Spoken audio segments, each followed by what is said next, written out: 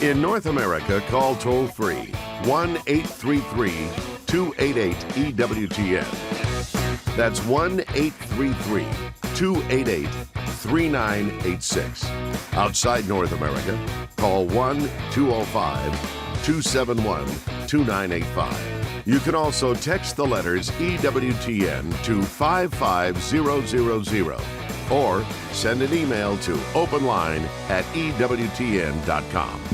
Hey, tremendous Friday to each and every one of you. Remember, Colin, back in the day when they had that whole thank goodness it's Friday thing going on, and usually it was like a kitten hanging from a branch in a tree or something like that? Something like that. Back in the poster era. Remember the poster era? That era, I don't. That must have been before my time even. It might have been a little after your time, actually. Oh, okay. But at any rate, it is Friday. We have made it to Friday. And you have audio evidence of the presence of our Vice President of Theology, Mr. Colin Donovan, if you'd like to be part of the program. The number is 833-288-EWTN. That's 833-288-3986. If you're outside the United States and Canada, your number is 1-205-271-2985. And we will even put you straight to the front of the line at 1-205-271-2985. You can always send us an email, openline@EWTN.com, or you can text your question to Colin. Text the letters EWTN to 55000. Wait for a response. Text your first name and your question. Message and data rates may apply. I'm Jack Williams, Michael McCall producing the program. Your call screener is Matt Gubensky, and Jeff Burson handling our social media efforts. So if you're watching on YouTube or Facebook Live, you can type a question into the chat window, and it may find its way to us by the end of the program. And your host, the aforementioned Colin Donovan. How are you? Doing pretty good. Survived the great snowfall of January 22. Yeah, that was 4 hours of sheer terror, wasn't it? It was. Mostly because of the snowball fight in our front yard with what there was of snow, and it wasn't that much. Well, if you wanted to have a real battle, you would have had to have done it at 2 a.m. Right. That would have been the peak of the snow cover. Yeah, but it didn't. So you never had like you never put a poster of like the Bay City Rollers up on your wall to impress a girl or anything, huh? No. No. Now remember, there is what my wife calls the lost decade of the 80s, between seminaries and being in Rome and Portugal for 5 years off and on. I missed a lot in the 80s. So yeah, I'm talking about the 70s. Yeah, at sea and life, I guess. Yeah, okay. Well, there you have it. No problem. Still a couple of open lines if you'd like to talk about Colin's adolescence and post-adolescence. The number is 833. Please don't call. 288. We have Andrea from Birmingham on the line. Uh-oh. Oh, goodness gracious. Let's see here.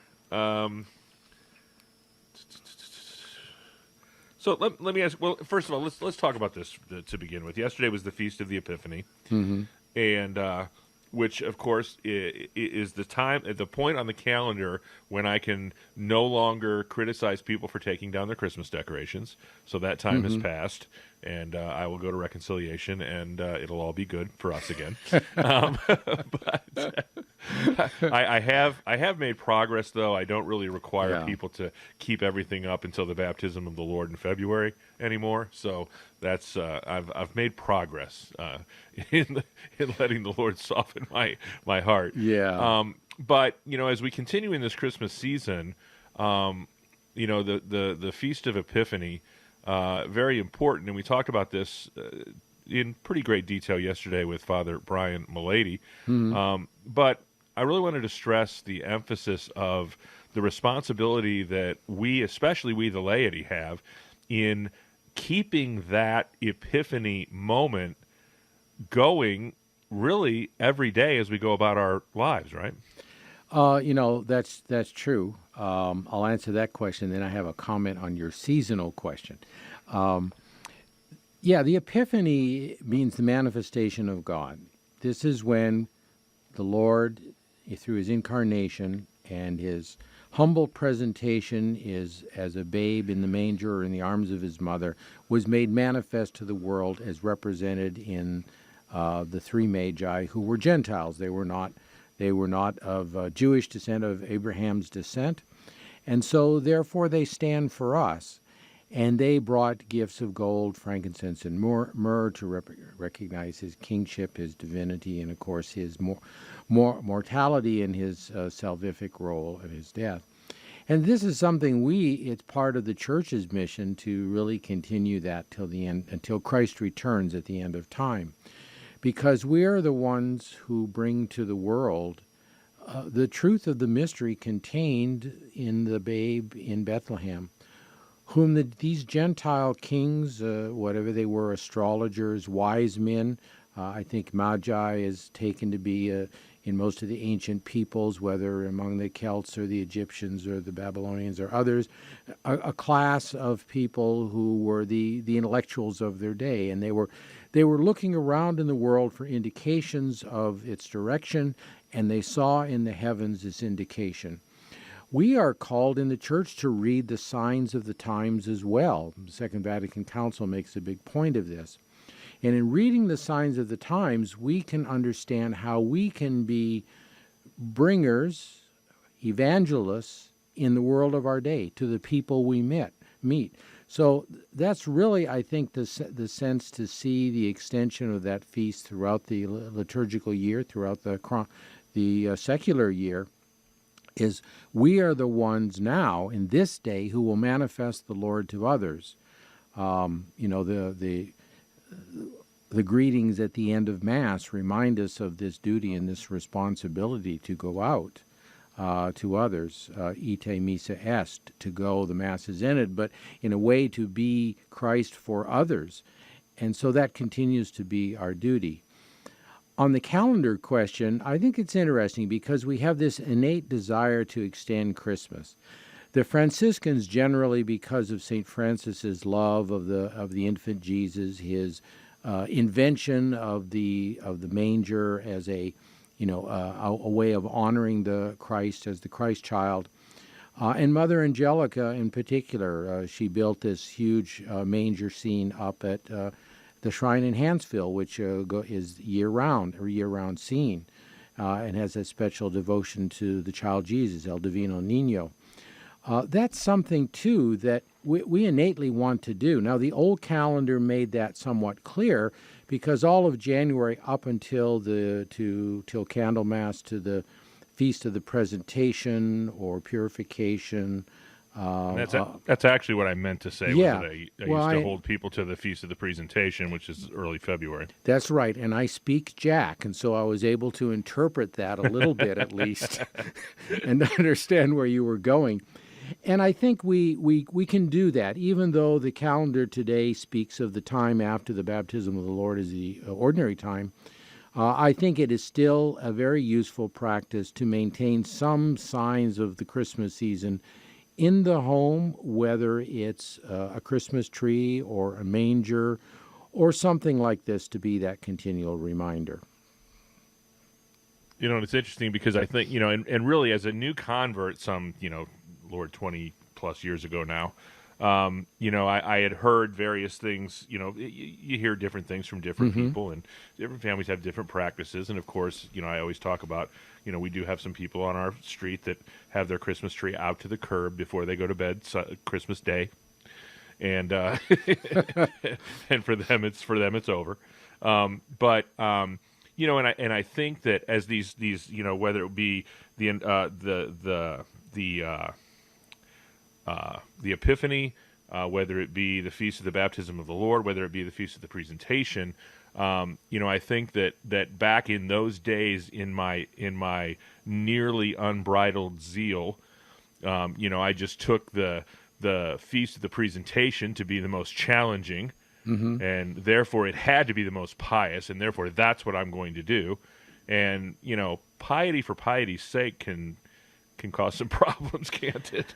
Right. Yeah. I mean, there's always the question of, as a universal church, somebody, take Harry Truman's phrase, the buck stops here.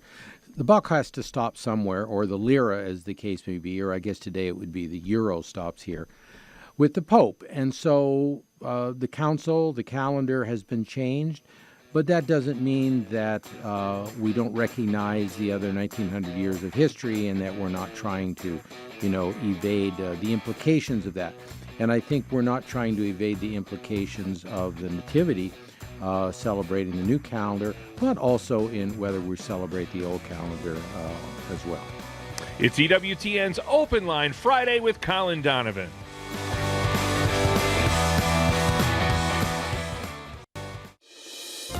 Hello, I'm Kristalina Everett, host of Women Made New. Each week, we sit down with our guests to discuss a range of issues confronting us as Catholic women in today's ever-changing society.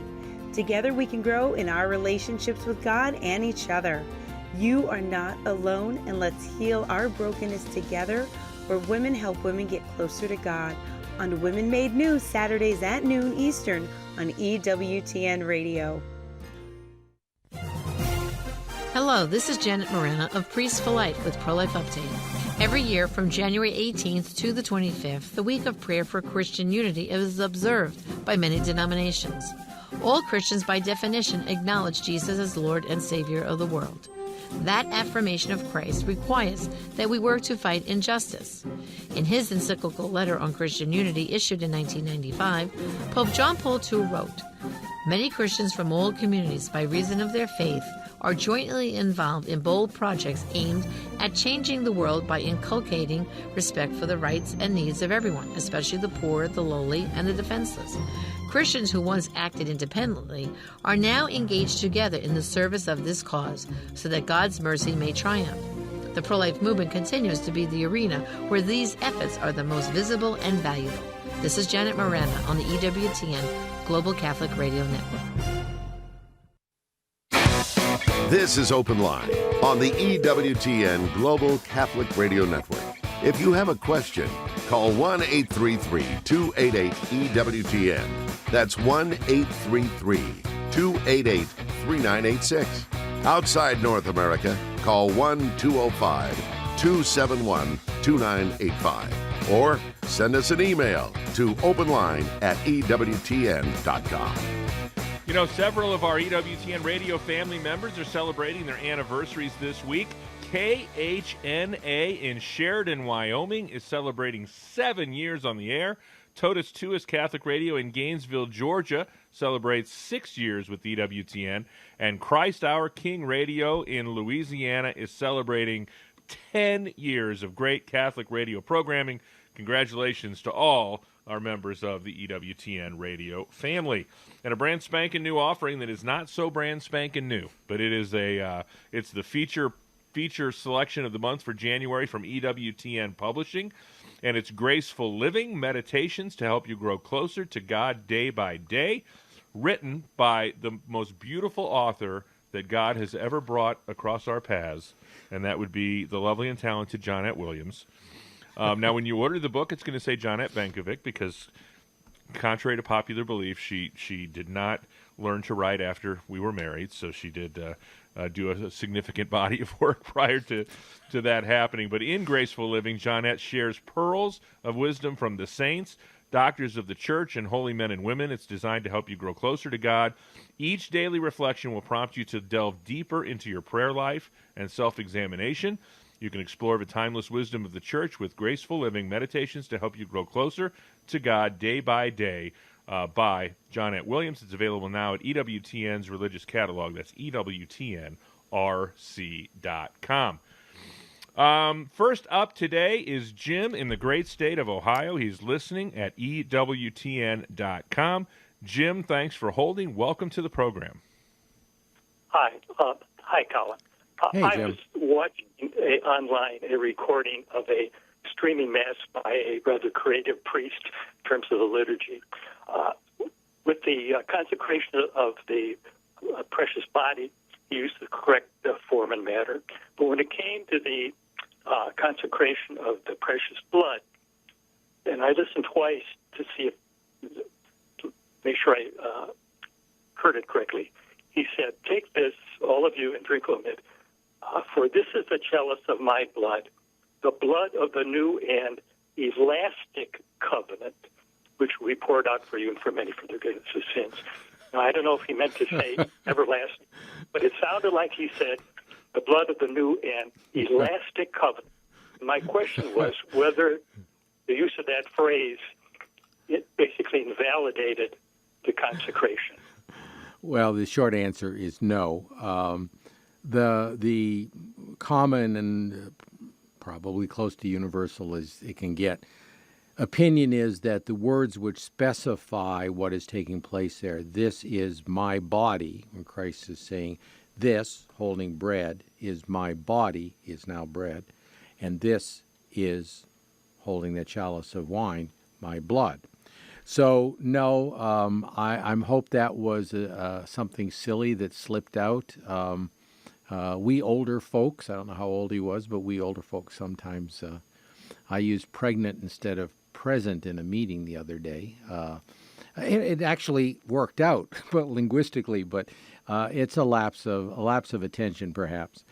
And maybe that was it, and maybe it wasn't. But in any case, from the theological point of view, it would not have done it.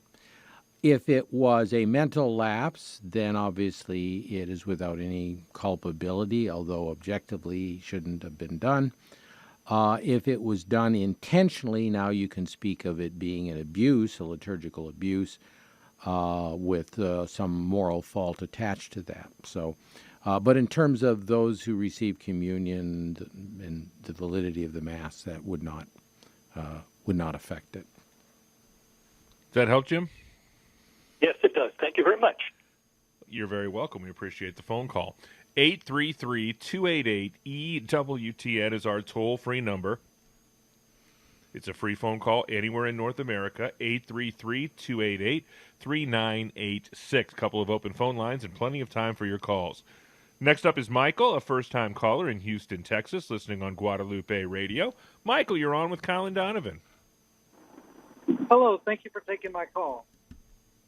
Hey, Michael.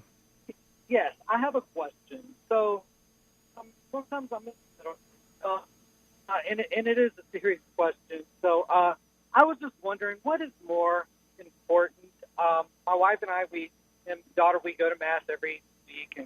But anyway, what is more important, to visit in-laws or to, I have 6 hours from my parents, or to visit like a basilica, which my wife, we try to go to once every year. And sometimes that kind of stands in the way of visiting my in-law or my parents. And I was just wondering what your opinion is. It's like basically 5-6 hours either way in opposite directions. But like I said, it stands in the way sometimes. And I was just wondering your view on what is more important. Okay. I will cite Padre Pio's view, St. Padre Pio. Duty before everything, even something holy. And I heard many years ago of a spiritual director who, to a very pious woman who would rush to get out the door every morning, haphazardly or quickly at least, getting her husband and kids fed and off to school to get to Mass, and sometimes didn't. A divided loyalty. Duty before anything, even something holy. So the moral law determines obviously what is morally right and wrong. Our vocation gives us a certain set of responsibilities which we should take as coming from God. And then the Church's positive law regarding things like Sunday Mass attendance and so on sometimes can't be fulfilled because of other obligations, work obligations for those in certain professions, certainly, or just necessity. So I think that's the way to look at it. I don't think I can solve your complex question in terms of distances, availability, and possibility of that. But that's the thing to be, I think, the way, the framework in which to judge it. And that is, we have an obligation, a duty of charity towards family, even towards visiting the sick, If it was a choice, I can't visit you, Aunt Sarah, even though you're sick, and provide you some comfort and so on and so forth, because I just have to go to Mass. I go to daily Mass, and, I've just got to go. If I don't go, it's a horrible day for me. There's something missing in that attitude. The Lord wants us to manifest our love for Him and our love for our neighbors. So I think you yourself must reconcile the various circumstances, but I think that's the framework in which you can do that. It's great to visit a basilica you love, but maybe your relatives need visiting too. Or the travel path doesn't permit visiting the relatives of one group, but does permit visiting the other. In those things, you're making practical decisions, and I think those are circumstances that you have to figure out yourself, frankly. Okay, I appreciate it. Thank you so much. Okay, you're welcome. Thanks, Michael. Appreciate the phone call. 833-288-EWTN is our toll-free number.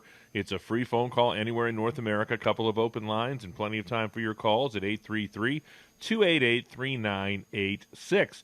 Next up is Ignacio in Tacoma, Washington, listening on Sacred Heart Radio. Ignacio, you're on with Colin Donovan. Oh, hi. Yes, I'd like Colin to explain if it is a moral sin to miss Mass on Monday, or is it just a grave offense to God? I always thought it was a moral sin, but can he explain to me? And also, one more thing. But which day of the week? I heard Monday. Sunday. Sunday, okay. Yes.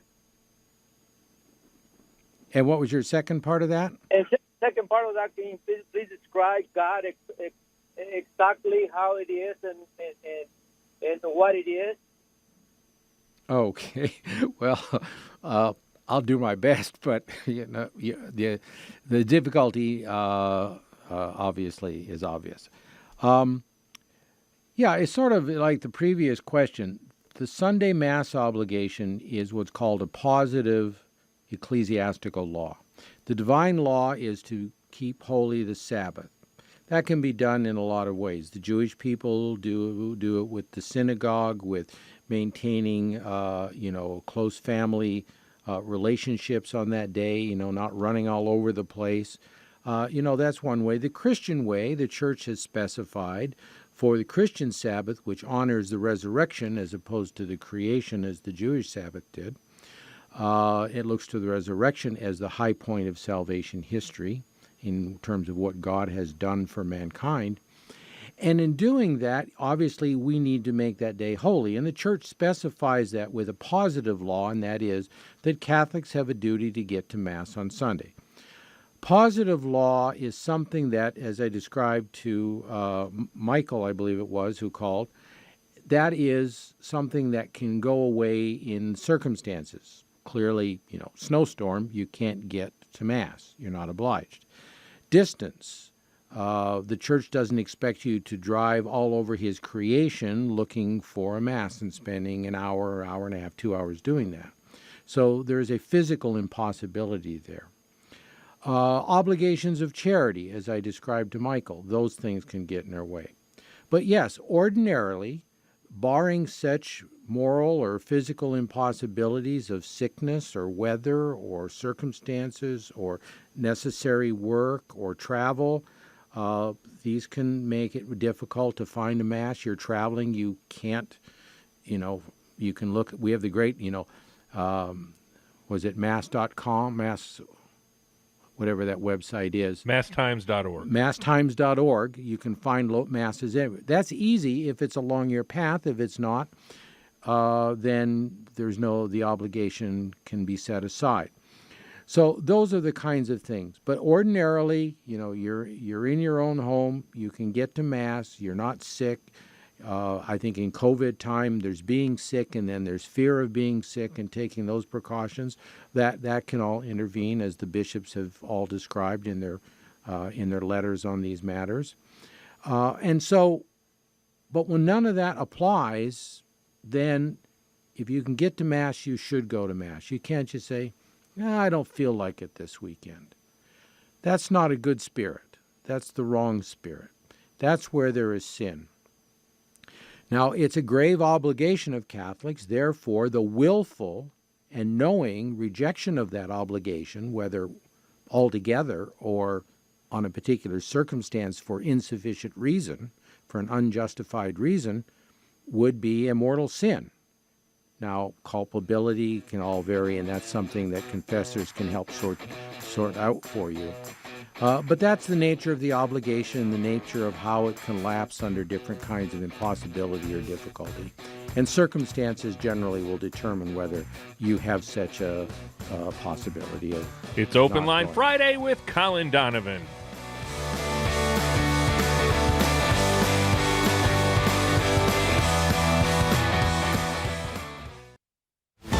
This is EWTN Catholic Radio. Here's one of G.K. Chesterton's great prophetic insights. He said, "You are free in our time to say that God does not exist. You're free to say that he exists and is evil. You may talk of God as a metaphor or a mystification, and it's not merely that nobody punishes, but nobody protests. But if you speak of God as a fact, as a thing like a tiger, a reason for changing one's conduct, then the modern world will stop you somehow if it can. We are long past talking about whether an unbeliever should be punished for being irreverent. It's now thought irreverent to be a believer." Spend more time with the Apostle of Common Sense. Visit chesterton.org for more information and go to EWTNRC.com to discover more books and programs written and inspired by G.K. Chesterton. Want to be notified when EWTN Open Line goes live on Facebook? Follow EWTN Radio's Facebook page and click the bell icon to be notified. I still have my sanity because of EWTN and listening to your station.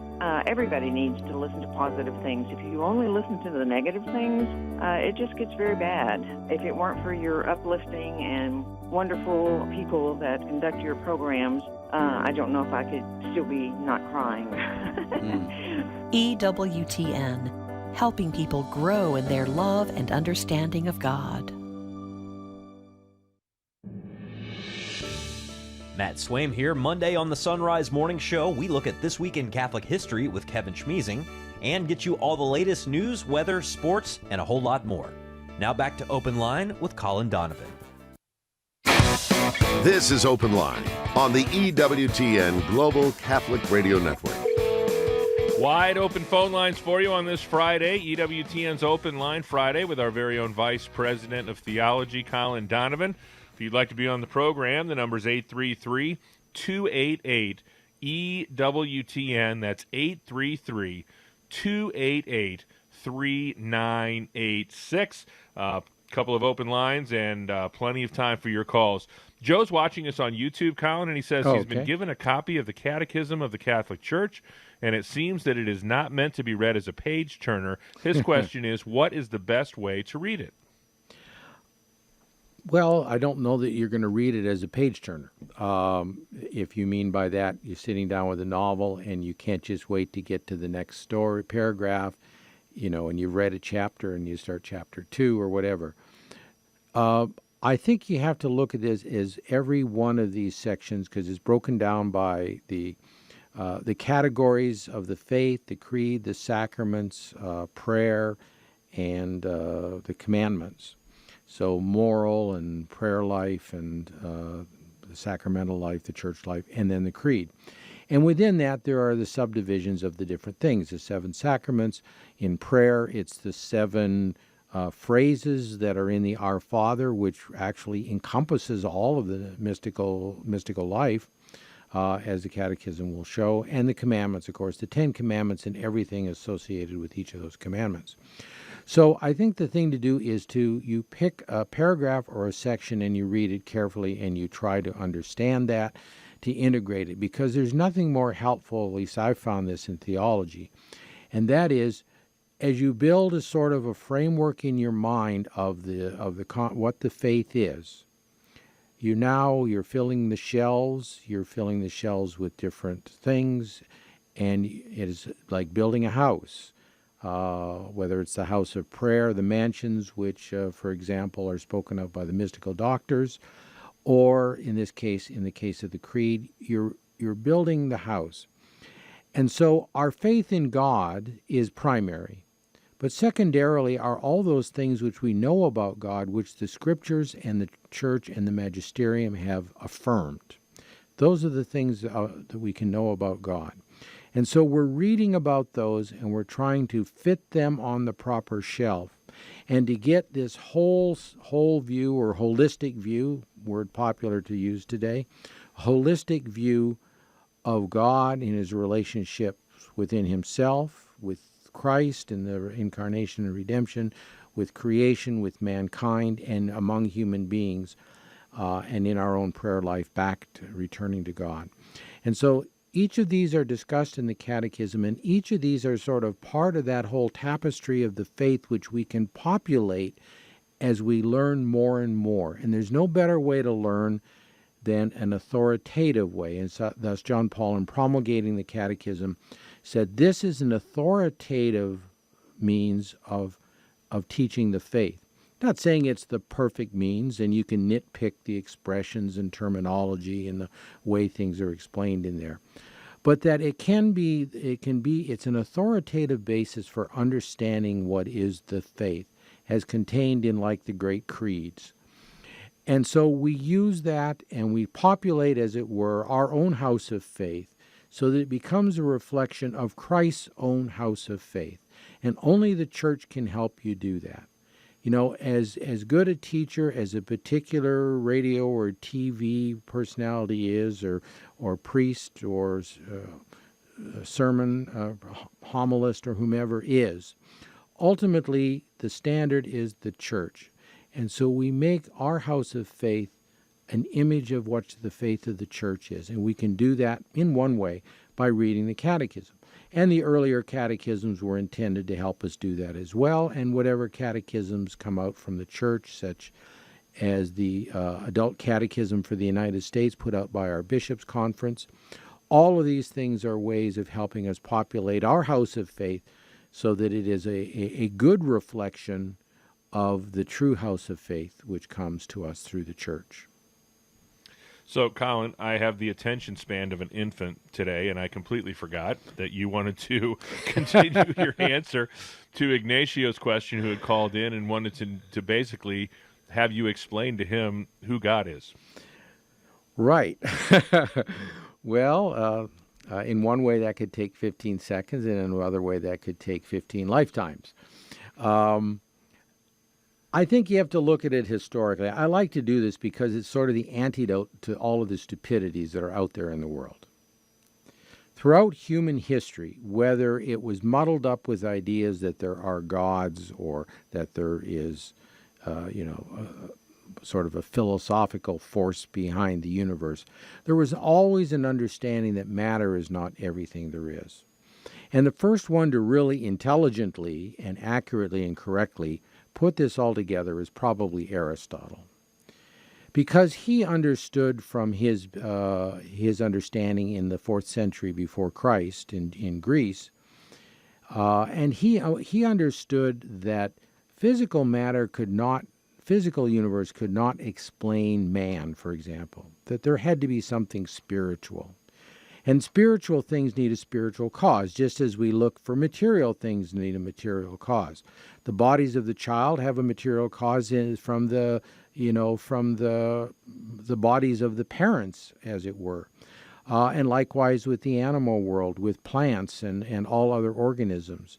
The chemistry of one object is the fruit of some reaction between other objects. That there's always this natural material causation that takes place. What is the cause of the spiritual things, the things which can't be reduced to matter?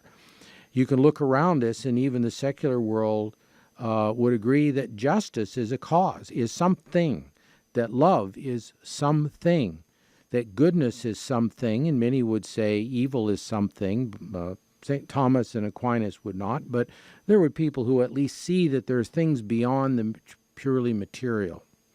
And even in the differences between man and animals, that something in man takes him well beyond what the animals are due.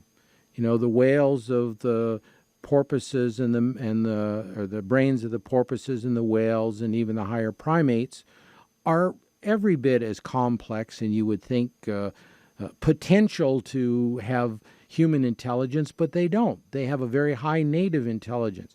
Human intelligence is something specific. It's spiritual, and you see that in the beauty of music and art and civilization and all the good things which human beings have produced. So Aristotle and others, most philosophers in history, have all taken this perspective that there is something spiritual in us. And Aristotle's point of view was that before there was us, there was an infinite cause. That matter itself needed a cause, that it couldn't just go back endlessly without cause. At the beginning, there had to be something that made beings come into existence. And this had to be true of material being, it had to be true of the spiritual goods that he and others throughout history have found. So God is, initially at least in the thinking of man, is this infinite cause of everything. But Aristotle conceived him as something impersonal. He didn't have a name. He didn't have any, person to him. Already by Aristotle's time, of course, God had revealed himself to Moses 1,000 years before that. And so through the Jewish tradition and into the Christian, we have God as a person, as an intellectual being, revealing himself to the world through these two covenants, the Old Covenant and the New Covenant. This is where we encounter the Spirit, the God who is the cause of spirit. Now today it's everything is caused by matter. Even your brains is just chemicals rubbing together and the neurons passing on the messages, and collectively it produces consciousness. Our movies, which even are a great deal of fun to watch, that talk about artificial intelligence and androids and things like this, are suggestive of a purely material causation of intelligence. None of that is going to ever be fruitful because it simply can't be. It makes for a good movie, it makes for fun television, but in reality it doesn't explain the world as we see it. So this is the propaganda that's out there, and it's good to have an idea of this distinction between what is spiritual and what is matter.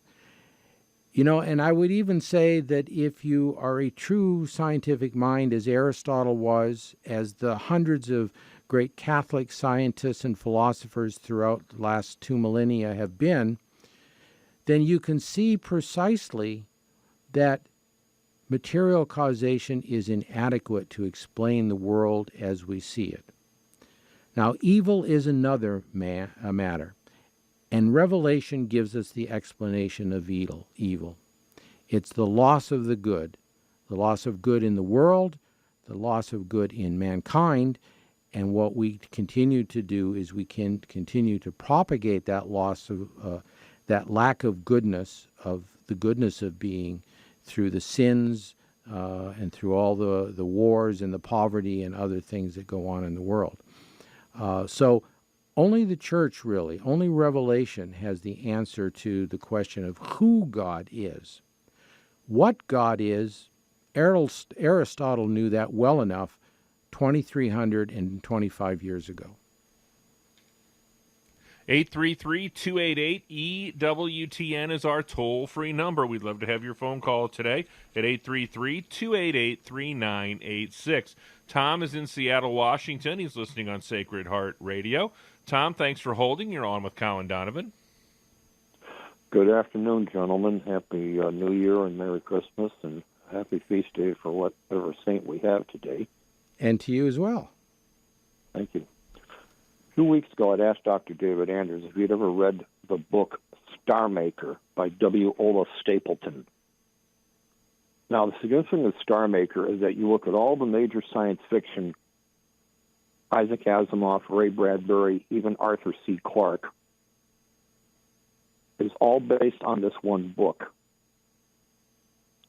Now, C.S. Lewis read it, and by the way, W. Stapleton was a philosophy professor at a English university. He wasn't reading Hugo Gernsback or any of those others in the States for science fiction back in the 30s when this work was composed.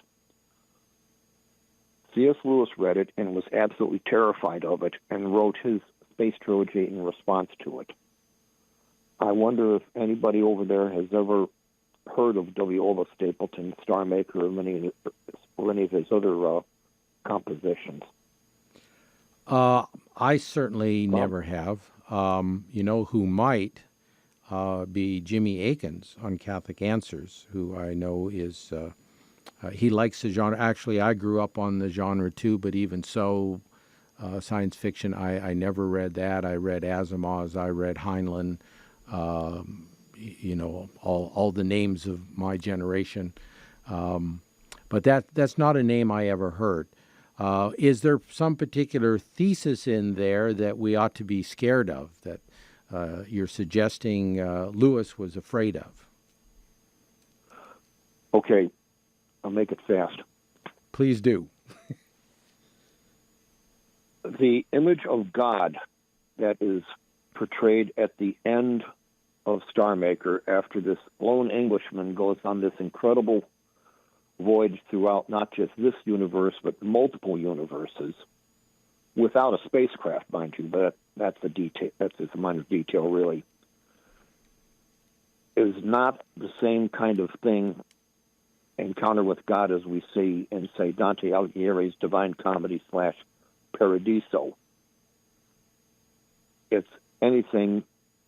Like I said, Lewis was horrified by this work and wrote his epic in it all. But the thing is, Star Maker isn't really science fiction at all. It's more of a speculative philosophical work. I emailed Jimmy Akin about it a few weeks ago, but haven't received a reply yet. So I guess I just got to... Well, you just have to hold the course, probably. Yeah, well, you still haven't answered my question. Can you put in one sentence what is supposedly the horrifying part of this book?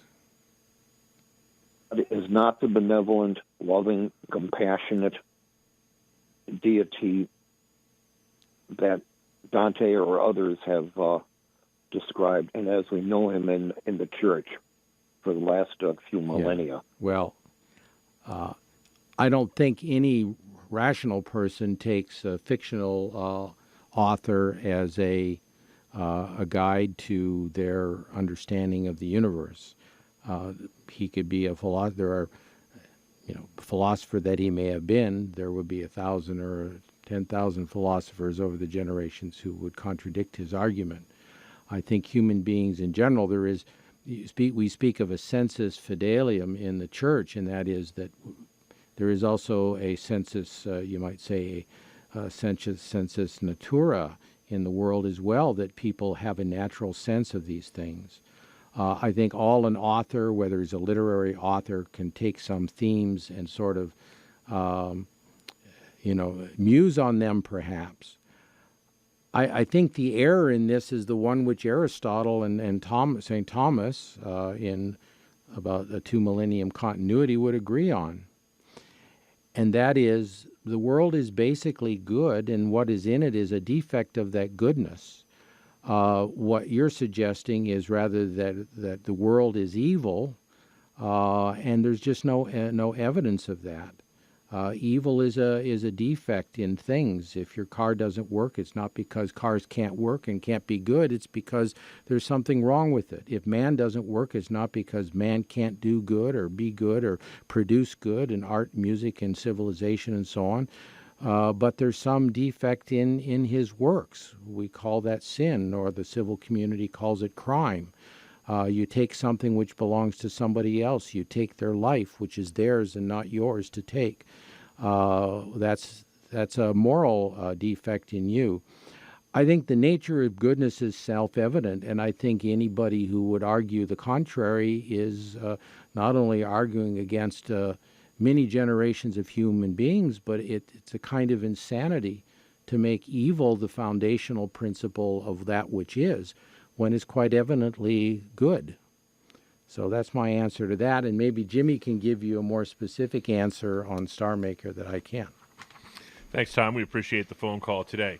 I want to recommend a program for you. If I don't know how many of you are aware of our 24-hour-a-day lineup on the weekends as well here at EWTN Radio, and we've got a program called Stories from the Heart that airs Sunday mornings at 9:15 Eastern.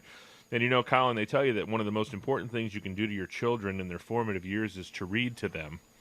And, I think that there is this desire to be read to that really never, ever gets quenched within us. I think we reach certain milestones in our life where we think that we're too old or too mature for that kind of a thing. I remember one of the most joyful experiences of my life is when I was in 7th grade, we had a homeroom teacher that whenever we had a homeroom meeting, which was, at various times during the school year, we would have a special period where we'd have 15 minutes. She read to us a novel throughout the course of the year during those little 5 and 10 minute homeroom sessions, and it was really one of the most glorious experiences. And when you're forced to do it, you don't have to worry about whether anybody thinks it's cool to be read to or not, because everybody's in the class and everybody's going to hear it. So it was just wonderful. And Sandra McDivitt does a great job. She features Catholic inspirational stories that are uplifting, bringing the heart and soul closer to God. These stories that she reads span the late 1800s right up to present day. That's Stories from the Heart with Sandra McDivitt, Sundays, 9:15 Eastern Time, a.m., right here on EWTN Radio. There's more than one occasion when I would pull into the garage with that on the radio and would sit in the car until the story was over. My wife would wonder what had happened to me. At any rate, back to the phones we go. The number's 833-288-EWTN. That's 833-288-3986. Robert is in Cincinnati, Ohio, listening on their Sacred Heart Radio. Robert, you are on with Colin Donovan. Okay, thank you.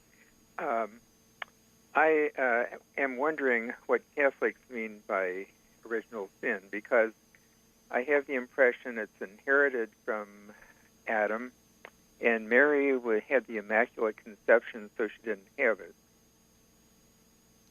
Yeah, that's essentially correct. I mean, we'd use a little bit technical terminology to describe it. Basically, it actually tucks right in some sense with the conversation I had with the gentleman right before you, and that is God's intention always in making things good. We have this in the book of Genesis. We have that after each of the days of creation, understood as the major classes of creatures, God said it was good. So God creates good. He created human nature, Adam and Eve, and he called it good. And he gave them, because they are rational creatures, and in this way that's the spark of his intellect, as it were, of his divine mind in human beings, that this difference that I've been talking about in a couple questions today, a couple answers. And so we have this element in us. But that element requires that we act in accordance with it to be fully ourselves, to be, to use an expression you hear, I guess, in different contexts, all that you can be, in this case, to be man, and all that man can be, and in that man, male and female, of course, they failed. So what God had intended was that in communicating human life to their subsequent generation, that this gift of their moral integrity, their spiritual and physical and material integrity would be also communicated. And in losing that, and in losing that grace for future generations, what they get is a defect. In other words, the unity, if we look at our own nature, we see that we have feelings, they pull us different ways. There's nothing moral or immoral in feelings. They are attractions to certain goods, the good of food and drink, or the good of sexual activity, or the good of knowledge. Any of the spiritual goods can be goods that we're attracted to. We're attracted to justice. We're talking about spiritual things like knowledge and justice and love of neighbor and so on. We have that as a built-in attraction to us. But Adam and Eve had that in their integrity, body and soul. And so that was broken by their sin. And it's the inheriting of that brokenness, which the next generation of human beings, and then on down to us, that the church refers to as original sin. These are analogous terms. It speaks of guilt. It speaks of sin. You might put those in quotes because it's not like Adam and Eve go out in each generation and do this again and again. They did it once when they were entrusted with the future of the race and failed. And so we have an inherited condition. We know that from our daily life because don't we suffer from inherited social and moral conditions from our families? The spread of alcoholism from parents to children by the bad example, and even perhaps by the constitutional inclination that is passed on. This is an inherited defect. It's not a perfection in the parents, and that defect is handed on. So in the same way, this general defect, this disintegration in human nature between spirit and soul and body, and particularly between man as a whole and God, what we speak of as divine life or grace in the soul of the individual, that's what's inherited. That's what the characteristic of original sin is. Now, when the church then speaks of Mary not having this, the fathers of the church saw a parallelism between Adam and Eve, representing all of the human race, the foundation and parentage of the human race, the first parents, and Christ, who was to be the new Adam, in other words, to set us off again and restore humanity, and Our Lady. Christ took his human nature from her. And so, in anticipation, as Pope Pius IX said in declaring what was already a received teaching of the Church over many, many hundreds of years, the Immaculate Conception, declared that she, by God the Father, in anticipation, as it were, of the cross, gave her the divine life at the moment of her conception. And we got to say that's because Christ was to be the new Adam, and he should receive from that single parent who gave him human nature all that can be communicated, just as Adam and Eve would have, she did. And so that's what the church means by that mankind was founded or refounded really in Christ and Mary as the new Adam and the new Eve. And now we are refounded through baptism. We are inserted into that mystery of the recreation of human nature through our baptism. Not at our conceptions, as in Mary's case, in her unique case, but through our insertion into Christ, into the church, and into his passion, death, and resurrection through baptism. Colin, have a great weekend. I will try, Jack. You too. All righty. On behalf of our host, Colin Donovan, our producer, Michael McCall, call screener, Matt Gubensky, and our social media maven, Mr. Jeff Burson, I'm Jack Williams. Thanks for another great week of EWTN's Open Line. Back at it again with another full week, starting with Father John Trigilio on Monday. Until we get together then, God bless.